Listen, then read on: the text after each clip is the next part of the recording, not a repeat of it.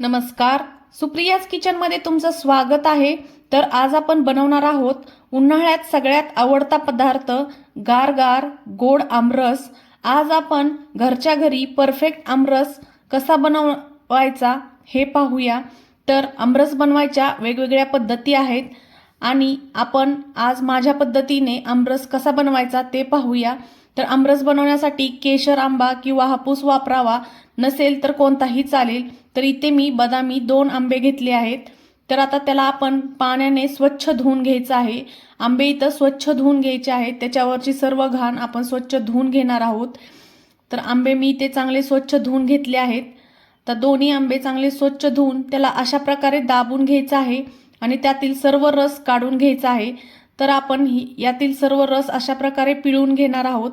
तर इथे आता कोयला राहिलेला आंब्याचा पल्प काढून घेऊया। तर सर्व अशा प्रकारे चोळून आपण काढून घ्यायचं आहे आणि ही कोय आणि साल आपण पाण्यात स्वच्छ धुवून घेणार आहोत।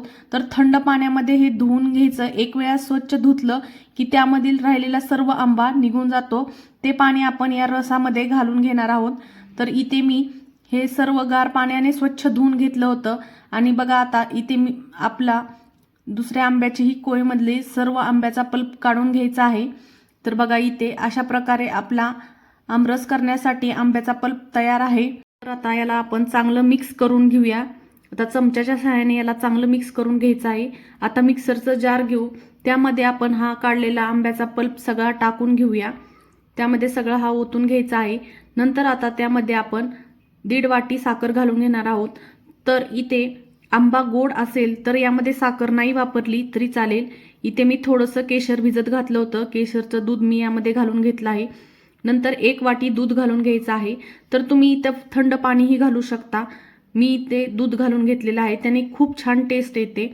आता याला एकदम स्मूथ असं ब्लेंड करून घ्यायचं आहे। आपण जेवढं जास्त याला ब्लेंड करू तेवढी या रसाची कन्सिस्टन्सी छान येते।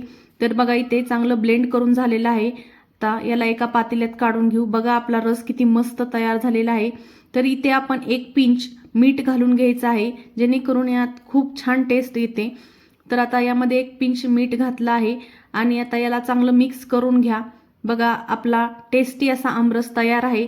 तर आता हा आपण अर्ध्या तासासाठी फ्रीजमध्ये थंड करून घेणार आहोत। थंड केलेला आमरस खूप छान लागतो, त्यामुळे याला अर्ध्या तास फ्रीजमध्ये ठेवून द्या। आणि यामध्ये केशर घातल्यामुळे याची टेस्ट खूप छान येते आणि कलरही खूप मस्त येतो। तर एकदम गरम पुरीसोबत हा गार आमरस म्हणजे एकदम परफेक्ट कॉम्बिनेशन आहे। नक्की ट्राय करा आणि कसं वाटलं ते मला कमेंटमध्ये नक्की कळवा आणि सुप्रियाज किचनला सबस्क्राईब करायला अजिबात विसरू नका।